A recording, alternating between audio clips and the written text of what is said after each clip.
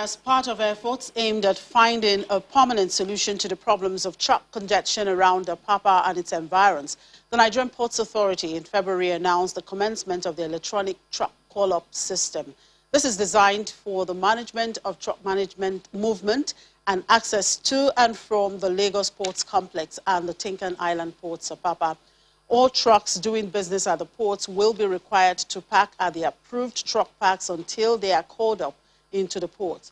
But how far has this gone towards achieving its aims? The Director General, Lagos Chamber of Commerce and Industry, Dr. Muda Yusuf, joins us now to talk about this. Good morning, Dr. Yusuf. Good to see you. Thank you. And welcome back to work. Thank I hope you. you enjoyed your holiday anyway. I did, thank you. Right, the e-call-up system was introduced just barely 1 month ago. I'm sure you've been liaising with your members who operate in the ports and all that. What are they saying to you? Well, first, let's appreciate the fact that the application of technology to the issues of managing traffic at Apapa and the environs is a very good initiative. So it's something that we commend. And secondly, because it's a new thing, it's an innovation. It also will take some time to mature and to take proper shape in terms of achieving the desired objectives.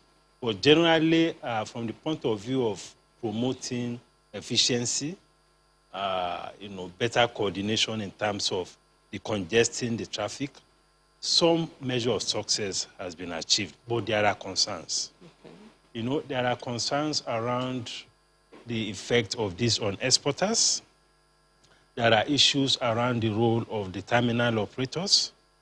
There are issues around the fact that the fuel tankers are not yet part of the call-up system.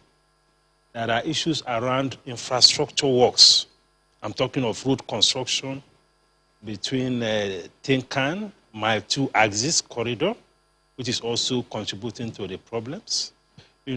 So there are all sorts of issues. There are issues of even the technical capacity of those who are managing the e-call-up platform. But just as I said, it's just 1 month or so into this. It's a learning process, but it's something that is worth pursuing to the very logical end, because that is the way to go. Because if you look at the kind of chaos that we had a few months ago compared to what we have now, you can see that there has been some improvement. But certainly, there's still a whole lot of work that needs to be done. So are there talks going on? I mean, these issues you have brought, like you said, it's new, so some of the issues will crop up as we go. So are there talks to, adjust the system to accommodate some of these issues? Well, there have been some useful engagements. The Lagos State government has a task force that is also working in collaboration with stakeholders. There has been a lot of engagement at the level of the State Ministry of Transportation, with the task force, with the NPA, and all of that. There's also been some engagement with the exporters, because part of the constituencies that have been complaining a lot about this e-call-up is those who are exporting. Yeah, at a point there was this suspension of exports for about 3 weeks. Yes, there was this suspension of exports, and that is also part of the lapses or a reflection of the inadequacy in terms of engagement and consultation. Because the announcement was so sudden. And many of them, because of the nature of export contracts, many of them had entered into contracts. Some of them have loaded their trucks. Some of them have already even moved to the ports. Suddenly they heard that there has been this suspension for 3 weeks. So that actually created a lot of problems for exporters. It affected contractual obligations between them. It also poses some risk to the quality of the export cargo, because some of them also have very tight timelines during which these things have to be delivered at their destination. Yeah, you talked about the tanker drivers. What specifically are the issues with these tanker drivers and the tank farm? And of course, looking at those even in the logistics sector, what is their own perspective? Well, the challenge with the tanker drivers, first, is the fact that they are not incorporated into the e-call-up. Because the e-call-up, which is an initiative of the NPA and some other stakeholders, was focused more on trucks that are bound for the ports. The tankers are not going to the ports, at least almost 90% of them. They are going to the tank farms. And when we talk about the issue of congestion, they are also part of the problem. Yeah, because they have to line up. And they also line up to go to the tank farms. So there has to be a way to incorporate them, either into the current call-up or there is a separate call-up system, so that we don't have them lining up on the roads or on the bridges leading to the tank farms. Secondly, I think it is also very appropriate and necessary to compel the tank farms to also have holding bays. Because we cannot turn the roads to areas where all the tankers from all over the country will be staying. If anybody has a tank farm, it is also necessary that you have a holding bay, so that as you are prepared to load the tank or the tankers, you call on them, maybe in batches of 5, 6, 10, or whatever, so that you don't have a situation where, in addition to the problem that we had with containers going to the ports and all of that, we also have this problem of tankers. So there has to be some engagement, and I'm sure that is also going on. But this has to be done very fast, because the tanker drivers, they can easily, by virtue of the strategic position that they occupy in the economy, it's very easy for them to intimidate the authorities and say we are going on strike and all of that. And because of that, they get away with so many things.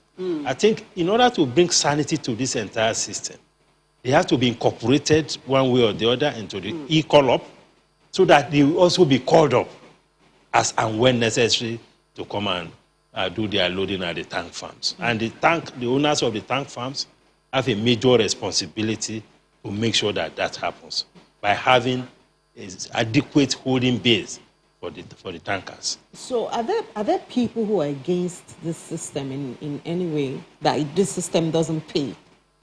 Before now, the crisis around Apapa, Tinkan, all this traffic crisis, was a lot of people are benefiting from it.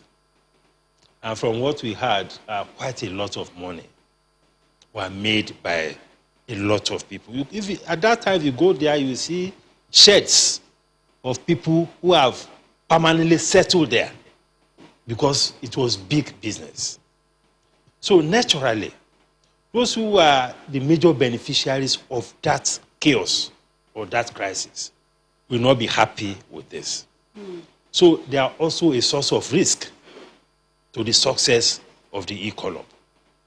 But if we have effectiveness in terms of implementation, effectiveness in terms of the transparency of the process, and the coordination, because in all of this, for these things to work, you must also inspire the confidence of all the stakeholders. Yeah, that brings us to the activities of the task force, yes, in Lagos.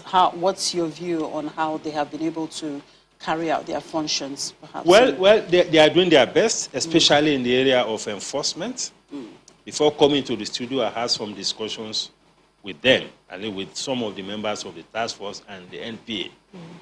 They are doing their best, but they are also expressing frustration. First, from those who are posing a risk and those who are original beneficiaries of the crisis, who don't want these things to work. Second, also about the cooperation of some of these truck drivers. Some of them are also reluctant to go to the designated truck parks. Because if you go there, again, there are issues of charges. That is part of the thing that the stakeholders also need to engage on. Because if the charges are too prohibitive, because you can be in a truck park, a transit park, you can be there for 5 days, you can be there for 10 days. And for each day you are there, there is an amount you pay. So if the charges are becoming too much, if the whole process is now being turned into another revenue-generating arrangement for some people, then it could pose a risk to the success of the e-call-up. So the charges need to be moderate, the truck parks also need to be adequate so that this thing can be successful. Because, for instance, the exporters, part of the things they complain about is the adequacy of the truck parks. They also complain about the challenges of having to have 2 levels of parking. There's the transit park, and they have only 2 of that. Transit park, there's the pre-gate park. The transit park is where they go and park. After some days, they'll be called up to the pre-gate. The pre-gate park is one that is closer to the port. So there again, they spend some days before they now finally who runs these parks? Whose pockets does the money go into? Well, they have an arrangement. I think there's some PPP arrangement, the details of which I don't know. But as part of the whole arrangement, there are some of these facilities that are provided by the NPA. There are some of these processes that are also done in conjunction with the private sector. Now, what about the shipping companies and the terminal operators? What is their role? The shipping companies, the major problem the shipping companies have been creating has to do with the issue of the empty containers. Before now, it was a major nuisance when you see a very long queue of trucks heading to the ports to go and drop empty containers. And they could be there for days. First, the importers are losing money because the moment you take your goods with a container, there's a container deposit. Most often, they lose that deposit because the containers are not returned before the time when the deposit will lapse. And this is not the fault or the making of the importers. So it's part of the challenges that importers are facing. So now, under this policy, I think there has been some impact in terms of enforcing that the shipping companies should have holding bays for the empty containers. So that these containers don't go straight to the ports. They are dropped at the holding bay, and when their vessels come, they can now move these empty containers through barges to load into those vessels. So which authority should coordinate? I mean, we have a lot of people involved. We have the tanker drivers, we have the tank farm owners, we have the shipping companies, we have the terminal operators, we have the task force. Who should be a coordinating authority that can stand and look for how to, make it more inclusive and more friendly to every party that is involved? Yes, that's a good point because it's a very complicated process because of the number of stakeholders involved. So in terms of coordination, the coordination also has to be collective. The Nigerian Shippers Council is a major regulator in the maritime sector. It's playing a big role. The Lagos State Task Force is also key, and the NPA. So it has to be a tripartite thing, but inclusiveness is key because there are so many stakeholders, and if you don't inspire the confidence of the stakeholders, there could be a backlash and be back to square one. Yeah, aside from that, what other way forward do you think would serve as a lasting solution to this issue? Well, the lasting solution to this is to ensure that there is commitment on the part of the government and there is transparency in the whole process. Because when you are managing this kind of system, where there's a lot of pressure, sometimes a lot of bottlenecks, the corruption risk is very high. So unless those who are coordinating it are really on top of this situation to ensure that the processes are transparent, they are adequate, and they inspire confidence. If they are able to do that, then we can see something that is much more sustainable in terms of the e-economy. All right. Thank you very much, Dr. Yusuf, for sharing your thoughts here. We do appreciate your time. Thank you very much.